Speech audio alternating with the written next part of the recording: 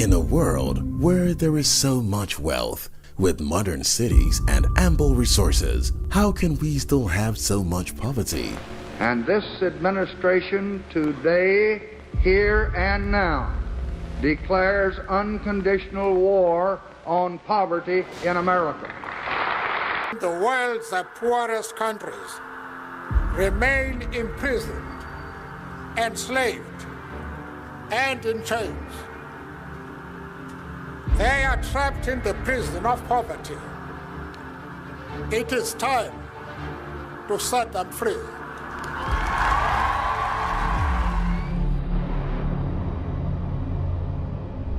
The global food crisis that's about to burst in 2023 is going to be far worse than most people dare to imagine. This is not a conspiracy, a possibility, or a forecast for the future. It is happening right now.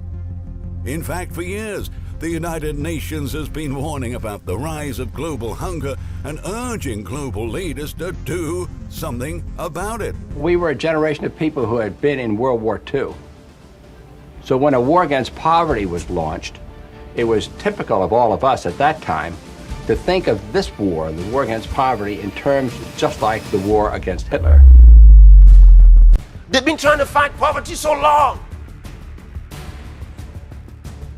For decades, they're talking about it. So how long does it take to actually destroy it? How long does it take? Why has it suddenly become an enigma? Why is it so difficult?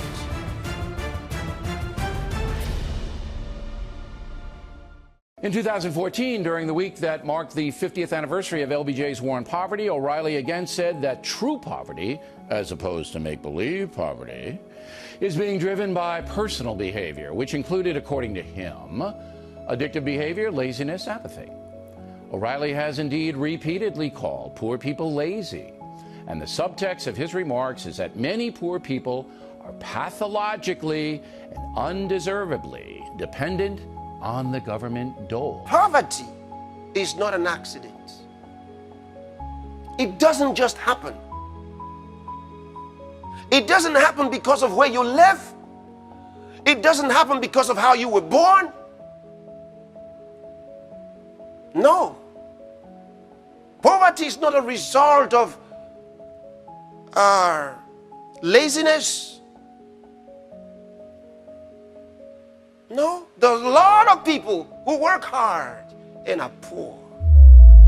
In fact, there are more hard-working poor people in the world than lazy rich people. Now, the U.S. economy has shown some signs of recovery after the Great Recession, and official unemployment rates have dipped. But the economic outlook for many working families remains to look bleak. According to the U.S. Census Bureau, nearly one-third of working families don't earn enough to make ends meet. Most American workers are able to find jobs, but those jobs are often low-paying. People who work many times in a full-time job, but who cannot afford to live in the area where they're employed. These are cities that on paper might look prosperous, where the economy is doing well and unemployment rates are very low. But behind the statistics, a growing number of people have no choice but to sleep in their cars. As night falls, hatchbacks and camper vans arrive at this car park. Their drivers have no fixed address. Their car has become their home. 40% of them have a job, a figure that is rising every year. Japan has some of the longest working hours in the world. Nearly a quarter of Japanese companies have their employees work more than 80 hours of overtime per month. Those extra hours are often unpaid. They said the people are lazy. No, but there are organizations that are doing it. Workers are working harder for less pay and in worse conditions. And that is because the economic system is rigged this way. Poverty is not from God, and it's not an accident. It's created by certain people. We will not allow sub-Saharan Africa to escape that. Okay, we do everything to keep sub-Saharan Africa where it is. The Great Reset Agenda. Build back better. Stakeholder capitalism. The public-private partnership. This is all related to the government's plan to make you poor. The reason for poverty is not far-fetched. The reason for poverty in the world is the manipulation of their currency by a select few. No matter where you go in the world, the money is controlled by the banking system. They decide if people eat or if they don't eat. Who's a billionaire and who lives on less than $1 a day?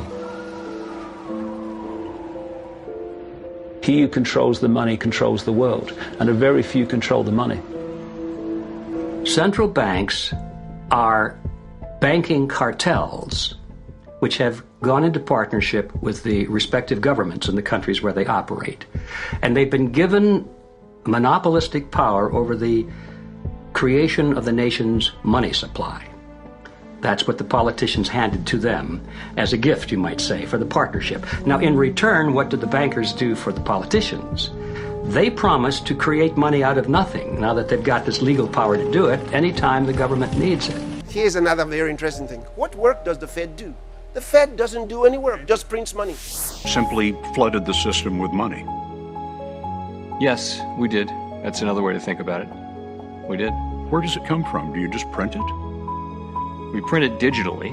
So we, as a central bank, we have the ability to create money digitally. And we do that by buying treasury bills or bonds or other government guaranteed securities. And that actually increases the money supply.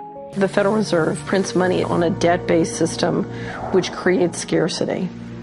But it puts a group of insiders in a position of having access to all the data about the economy when we don't. So you have a small group of bankers who understand the data on how the money works in the economy, and it gives them the ability to print money in a way that the insiders are protected and everybody else is drained.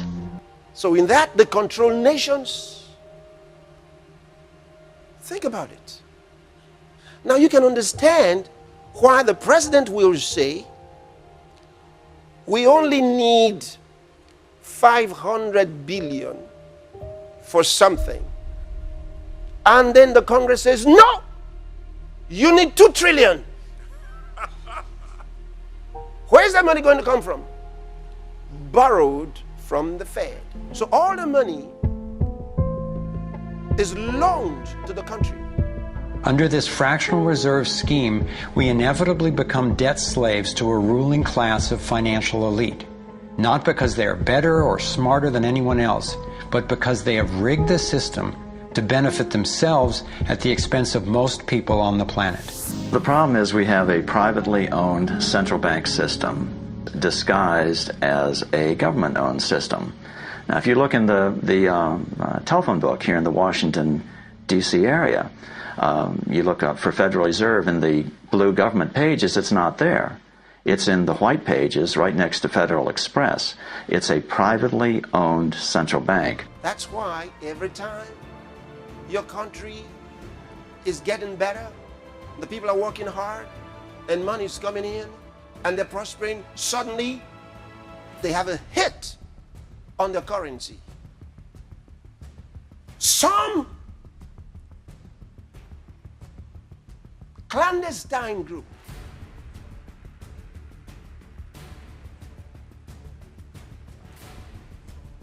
takes a shot at the currency and destroys it. Why? Because that's how they get rich. Let's set up a game of Monopoly and you want to buy Park Place. What I can continually do is just print money, give myself more money, lower the value of your money by printing more.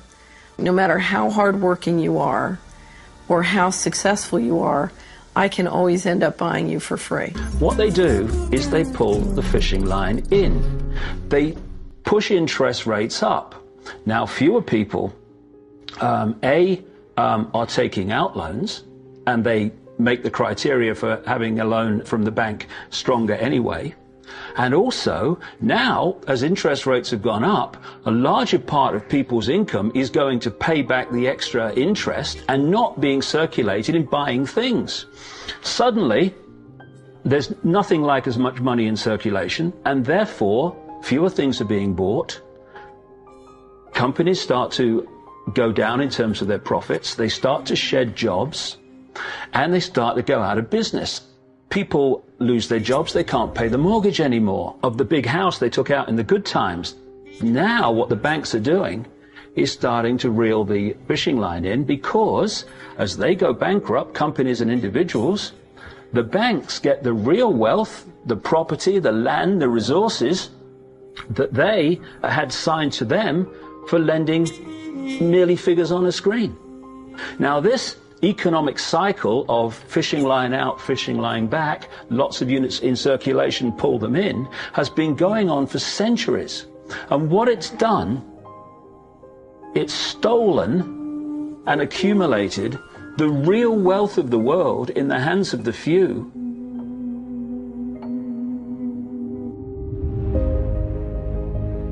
That's the reason for poverty of nations. The manipulation of their currency. This evil agenda is being pushed through policies and regulations implemented by leaders of nations to continually keep their citizens in poverty. The first week of April, the Federal Reserve begins the rollout of their new central bank digital US dollar. That's right. It's called the FedNow program, and it's going to replace your paper currency. Not overnight, but it's moving in that direction. And it will move the United States to a cashless society, a surveillance state where every transaction will be tracked and cataloged, where, as the Fed describes it, money that's in your account can even expire and become unusable. That's right, just like that Red Lobster gift card that you never used. China's already doing it. We already have a template for it.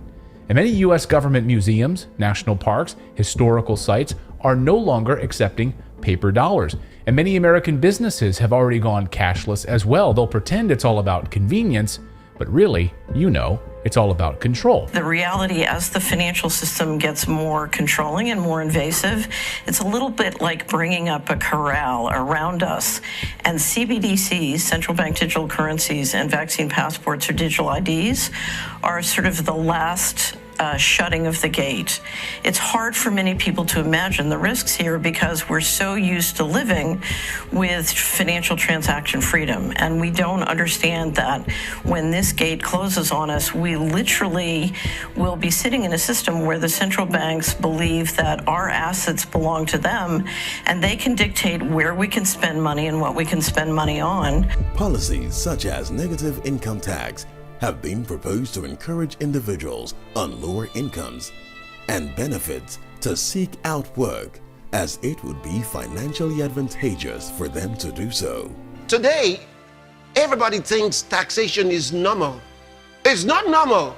It came at a certain point in history for every country where it's done. And find out who was responsible for it. Satan, the devil. Why? Because taxation is a sign of ownership. And to make that effective, you must have no personal property. They have to rob you of your personal property. You have nothing. And that's why they come in from the back door and selling the idea that you own nothing but you'll be happy. In fact, some organizations have already bought into it. With the plans of the deep state, the agenda is to ensure you own nothing. And they want to control your decision making by depending on them. They orchestrated food shortages in the world, increased taxation, artificial scarcity with inflation, to further increase unemployment rate around the world. Many are forced to buy seasonal seeds from multinational corporations, meaning that every year they need to buy more or fail to produce their crops. Food production is now part of a global system designed to generate capital, not ensure food security. Despite unprecedented demand at food banks in some areas, more than 10 million hens are estimated to have been culled due to the claim of COVID-19 related slaughterhouse shutdowns. By now, over 100 million chickens and turkeys have already been wiped out by the bird flu pandemic that's gripping the United States and Europe, and experts are warning that the death toll will continue to grow now that cold weather is arriving. The pork industry has warned that more than 10 million pigs could be culled by September for the same reason.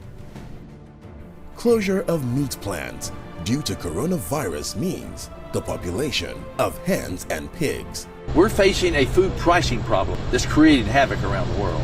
Well, if we don't get on top of this thing quickly, and I don't mean next year, I mean this year, you will have a food availability problem.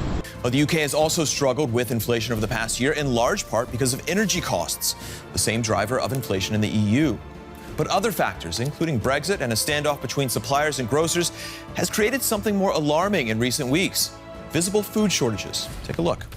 Not much here. Empty boxes, a handful of tomatoes, a few cucumbers.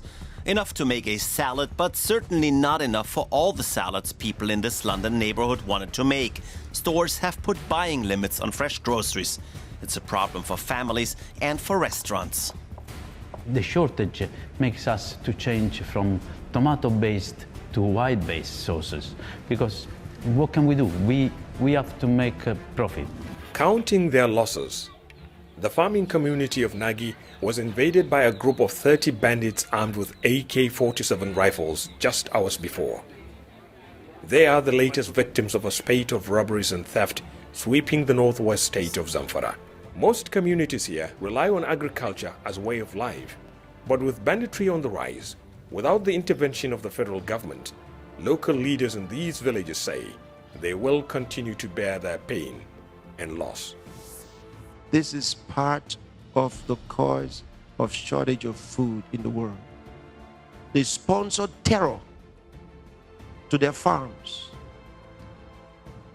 And so many farmers found themselves faced with armed bandits, terrorists, and they fled the farms. And the next thing you knew, no more rice, very expensive, beans, very expensive, tomatoes, very expensive. Everything became expensive because of shortage. So these are things that have been manipulated. Plus the killing, massive killing of pigs and cows and chickens. These are terrible things that are happening. Haiti. Hunger is at catastrophic levels, and the country is at a breaking point. Thousands upon thousands of people in the capital's impoverished Cité Soleil area have dangerously little access to food and are on the brink of starvation, the United Nations says. But you can see from the Word of God, Psalm 33 and verse number 5, that the earth is full of the goodness of God. So if it is full of the goodness of God, why isn't everybody having a piece of this goodness? Because bad rulers destroy the prosperity of their nation. Good rulers always, good leaders always make their nation prosper. And the bad ones destroy its prosperity. We know the problem, we've analysed the problem. You are being kept poor on purpose. It's not because you're a failure, it's not even because you've done anything wrong, it's systemic failings that lead to your problem. Enough is enough to modern day slavery. And we are the ones in position to do something about it. He says, pray for kings, leaders of these nations, and for all that are in authority. Then he guarantees us the results, that we may lead a quiet and peaceable life in all godliness and honesty. That means fraud will not gain the mastery in our cities, in our countries. Don't say in your country everything is peaceful. I said it's planned to be global. Pray now. For though we walk in the flesh, we do not war according to the flesh. For the weapons of our warfare are not carnal, but mighty in God for pulling down strongholds, casting down arguments and every high thing that exalts itself against the knowledge of God, bringing every thought into captivity to the obedience of Christ. Would use these weapons of our warfare that are not carnal to bring down those fortresses by the power of the living Christ.